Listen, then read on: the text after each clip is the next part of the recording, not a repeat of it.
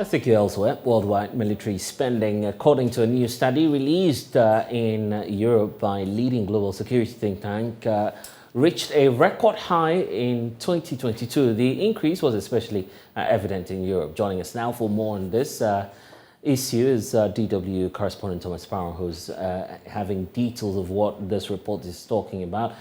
Thomas, what are the main takeaways from this global study? The main takeaway undoubtedly is the fact that despite economic uncertainty, despite the fact that many countries around the world are facing rising inflation or big economic problems, military expenditure last year, 2022, actually grew to what the authors described as record highs. The US and China continue to be the countries with the highest military expenditure in the world. But the increase is also very pronounced in other parts of the world, in particular here in Europe, unsurprisingly because of the war in Ukraine. So both Russia and Ukraine registered a high increase in military spending last year, but also other countries in Europe that were indirectly affected by the war in Ukraine, like, for example, the United Kingdom or Germany. So all in all, a picture that shows that countries, according to the authors, are thinking more and more about themselves, about their own security at a time of global uncertainty in terms of security and also obviously military issues as well. I see. And what does the report say about, for instance, the increase in Europe and particularly Germany?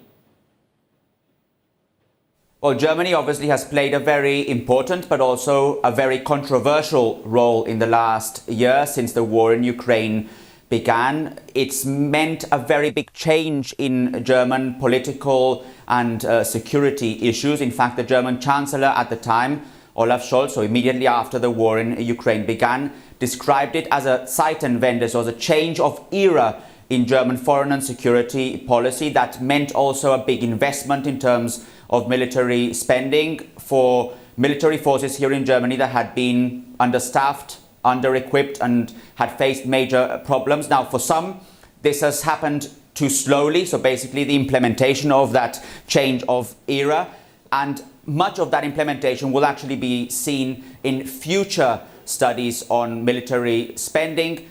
But for those who are in favor, for those who see this favorably, this change of era in Germany is certainly a step forward at a time of increasing global insecurity. And for the citizenry itself, back in Germany, how are they receiving this news?